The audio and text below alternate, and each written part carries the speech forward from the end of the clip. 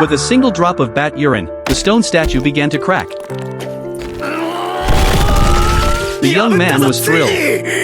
He had been turned to stone for 3,700 years. He had been ready to confess his love, but a sudden green light froze him in stone.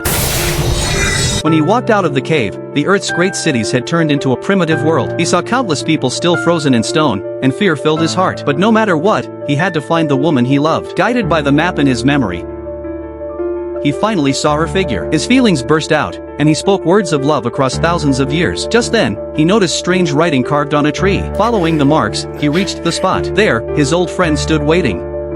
The young man rushed to him with joy, but his friend only looked annoyed. From his friend, he learned the truth: he had been stoned for 3,700 years. Together they went to the treehouse, and the young man was stunned again. He could not believe his friend had built such a place alone. In the days that followed, the friend handled the thinking, while the young man took on the heavy work. With two people, their progress grew fast. They ate wild boar, picked rare fruits, though many tasted bitter. By chance, they discovered that the strongest high school student, the Lion King, had also been turned to stone. Later, his friend took him back to the cave where he had awakened. He revealed the secret of the liquid, but the concentration was too low, and it worked only with long drips over time. His friend explained it was like a corrosive agent. With alcohol, it could be made stronger. Mixed with nitric acid, it would form a powerful industrial corrosive, enough to break stone fast. The young man didn't understand those chemical reactions, but he knew how to make alcohol. He then took out the grapes he had picked earlier and began to try brewing. He stomped on the grapes vigorously, stirred the grape juice evenly with a wooden stick, filtered it with a bamboo sieve, and finally distilled it in a large gourd at a high temperature of 800 degrees. However, because the container was too rudimentary and couldn't withstand the high temperature, they could only distill and refine it in the cold winter. After a whole winter of hard work, they finally made the complete version of the antidote. When they poured it on the swallow, a miracle happened.